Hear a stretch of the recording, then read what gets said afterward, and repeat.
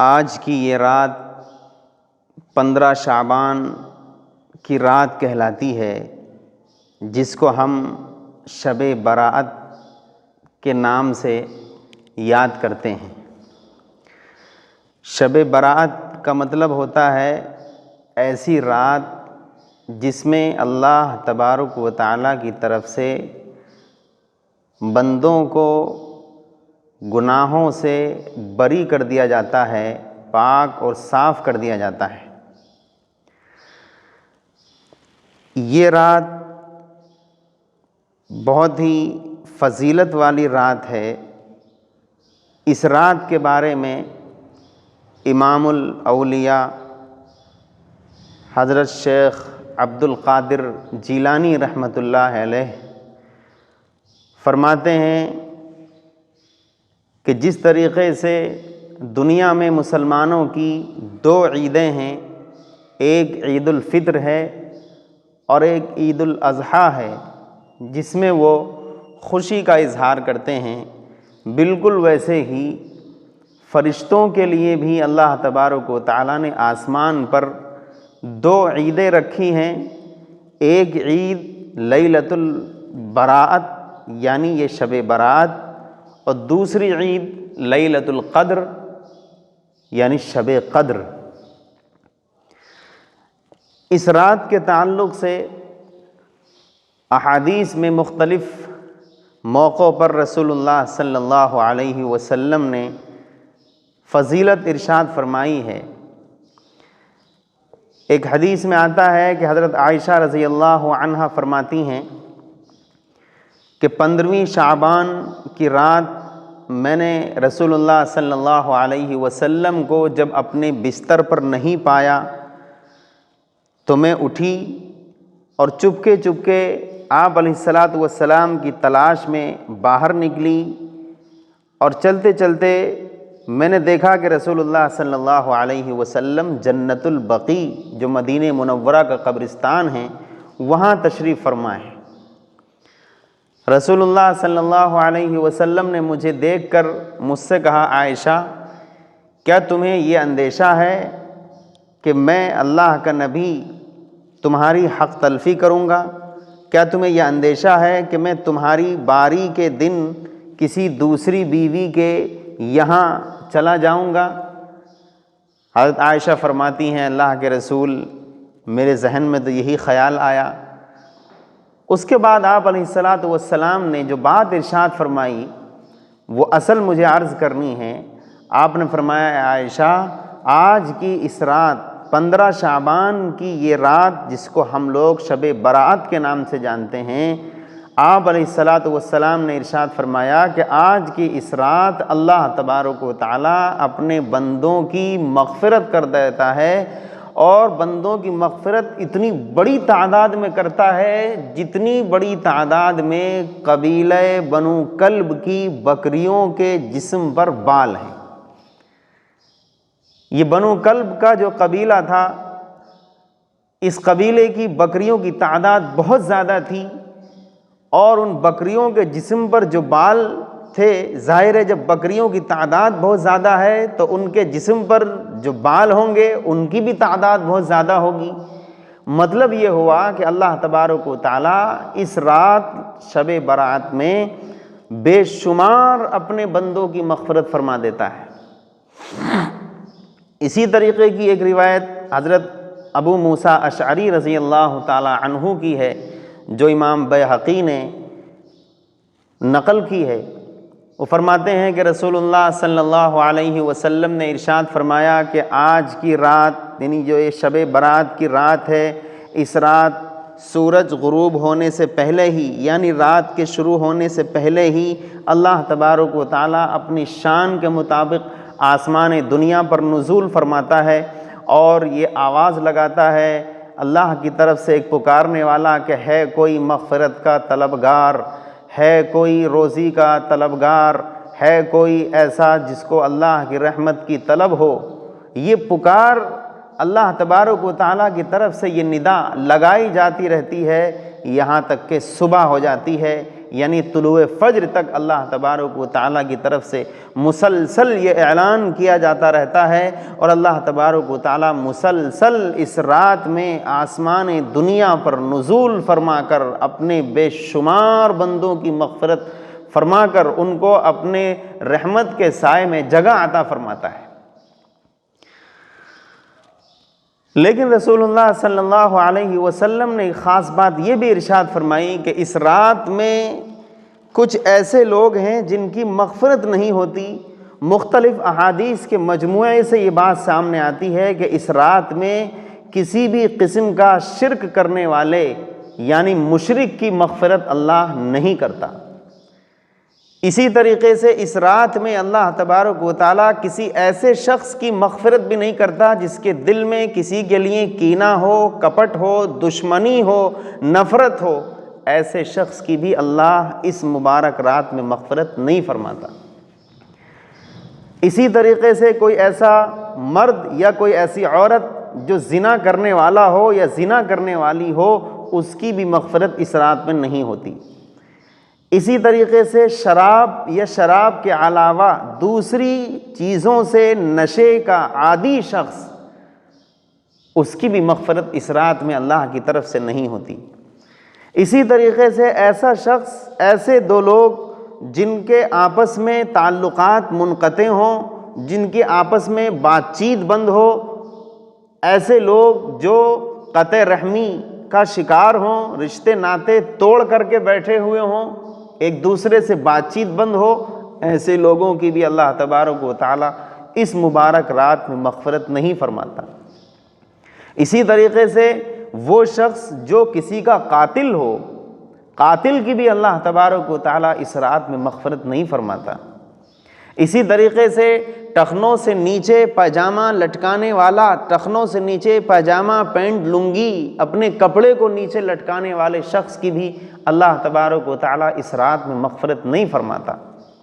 اسی طریقے سے گانا بجانا، طبلہ بجانے والا شخص، اس کی بھی مغفرت اللہ تبارک و تعالیٰ اس رات میں نہیں فرماتا۔ جادوگر کی، کاہن کی، اور اسی طریقے سے اور دوسرے طریقوں سے لوگوں کے عقیدے کو خراب کرنے والے تانترک اور مختلف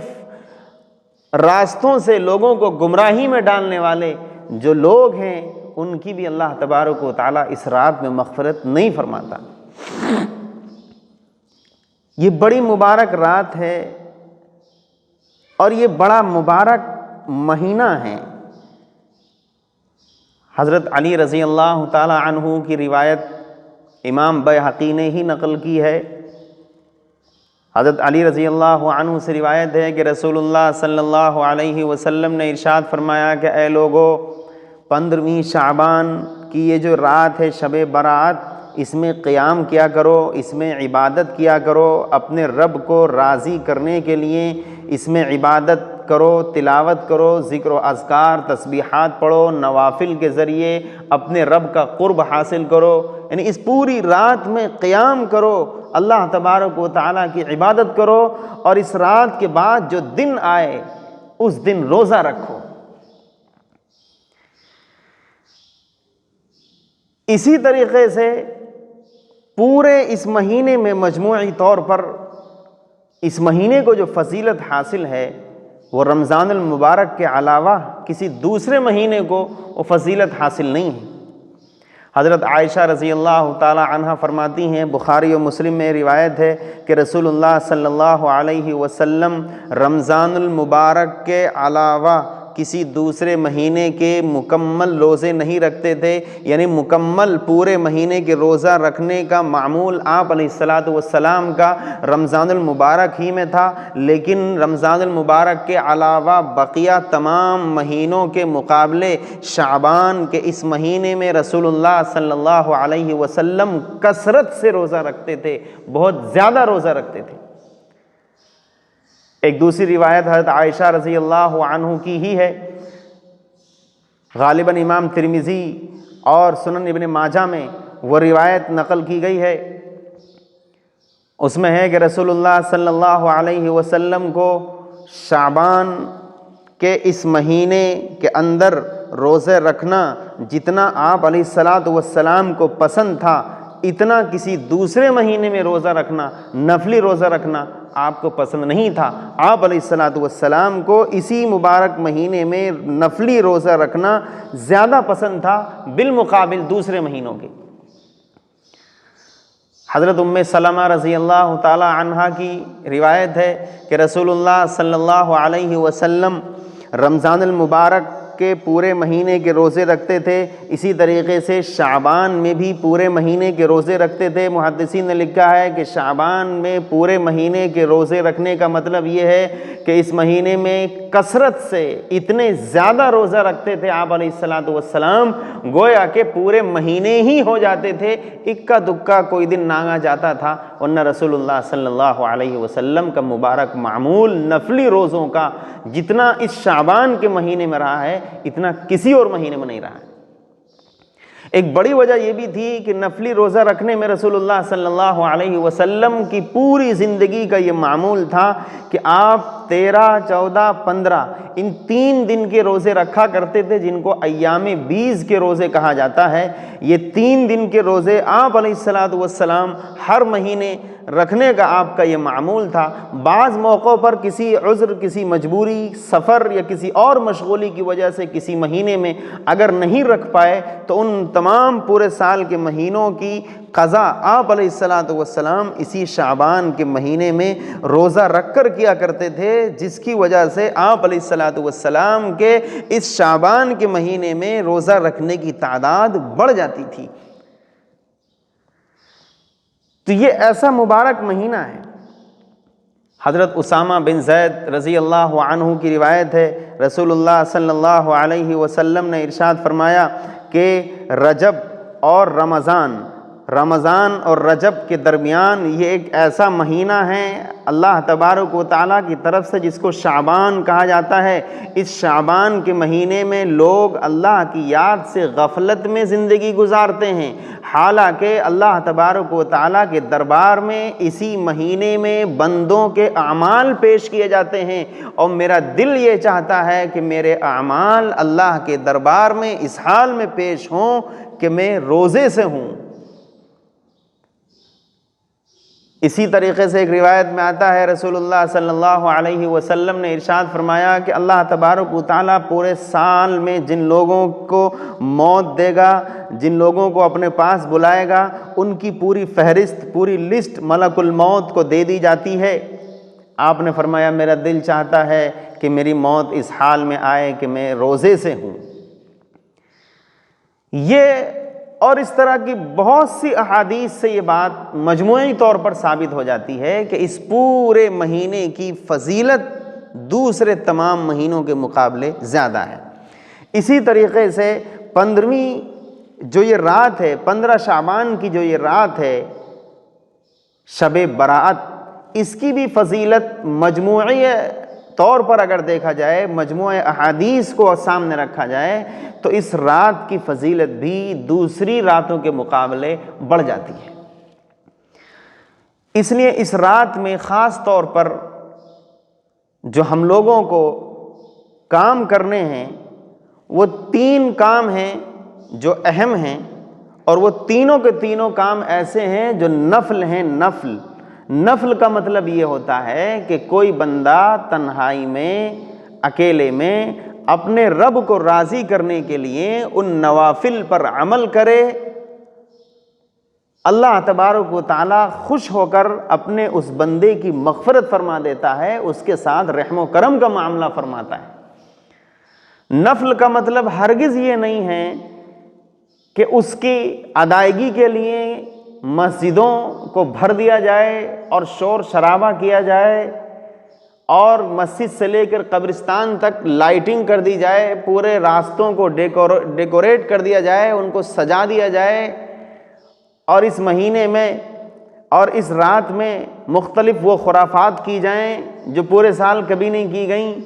اور 15 شعبان کے روزے کو اس معمول سے رکھا جائے گویا کہ وہ فرض کے درجے میں ہے، کسی واجب کے درجے میں ہے۔ نفل کا مطلب ہرگز یہ نہیں ہے۔ یہ رات یقیناً ایک مبارک رات ہے، اس لیے اس رات میں کثرت سے نوافل ادا کیے جائیں، کثرت سے قرآن کریم کی تلاوت کی جائے، خوب اللہ تبارک و تعالیٰ کا ذکر کیا جائے، تسبیحات پڑھی جائیں، خوب اپنے لیے، اپنے مرحومین اور دنیا جہان میں بسنے والے تمام مسلمانوں کے لیے خاص طور پر دعائیں کی جائیں۔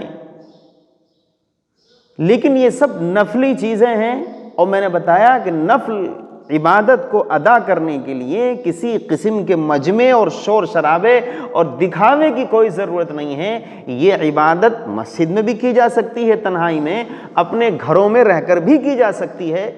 دونوں کی گنجائش۔ اسی طریقے سے اس رات میں جو قبرستان جانے کا معمول ہے عام طور پر مسلمانوں کا، وہ ایک شور شرابہ ہنگامہ، پوری ٹولیاں، پورے جتھے کے جتھے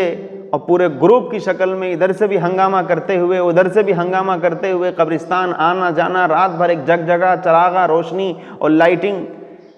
اس سب کا اسلام سے کوئی لینا دینا نہیں ہے۔ قبرستان جانے کی جو روایت حضرت عائشہ رضی اللہ عنہا کی ہے، محدثین کے نزدیک وہ روایت ضعیف ہے، لیکن اگر اس سے نفل ثابت بھی ہوتا ہے، مستحب اس سے ثابت بھی ہوتا ہے، تو وہ اس حد تک کہ آپ اتنی خاموشی سے جائیں کہ آپ کے گھر والوں کو بھی پتہ نہ لگے کہ آپ کہاں گئے ہیں۔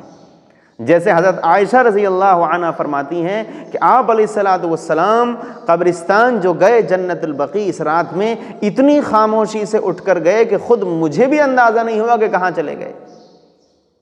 اتنی خاموشی سے اٹھ کر کوئی شخص اگر قبرستان جا کر وہاں کے مرحومین اور وہاں جو لوگ مدفون ہیں ان کے لیے ایصال ثواب کے طور پر دعائے مغفرت کرنا چاہتا ہے، قبرستان جا کر اپنی آخرت کی یاد کو تازہ کرنا چاہتا ہے، آخرت کی فکر اپنے اوپر وہ سوار کرنا چاہتا ہے اور آخرت کو یاد کرنے کے لیے قبرستان جاتا ہے نہایت خاموشی کے ساتھ،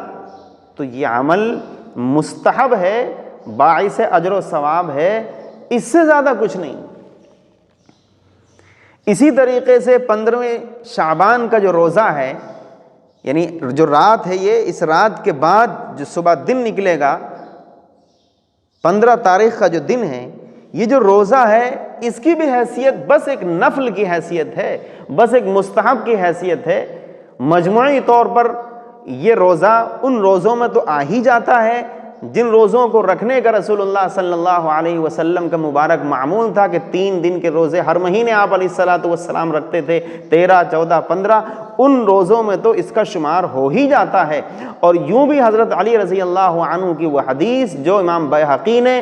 نقل کی ہے اس کو بھی سامنے رکھا جائے، اور اسی طریقے سے مختلف صحابہ اور صحابیات سے جو احادیث مروی ہیں اس رات کی فضیلت اور 15 شعبان کے روزے کی فضیلت کے تعلق سے، ان تمام کو رکھا جائے، اور رسول اللہ صلی اللہ علیہ وسلم کے معمولات زندگی خاص طور پر شعبان المعظم کے اس مہینے میں جو مختلف احادیث میں آپ کے معمولات بیان کیے گئے ہیں کہ روزہ رکھنے کا کثرت سے معمول تھا اس مبارک مہینے میں، ان تمام احادیث کو سامنے رکھ کر 15 شعبان کے روزے کی حیثیت ایک نفل کی ہے، ایک مستحب کی ہے، اس سے زیادہ کی نہیں ہے۔ لہذا جو لوگ روزہ رکھنا چاہیں وہ اس نیت سے کہ یہ روزہ نفل ہے، مستحب ہے، اس نیت سے وہ روزہ رکھ لیں، اور روزہ رکھ کر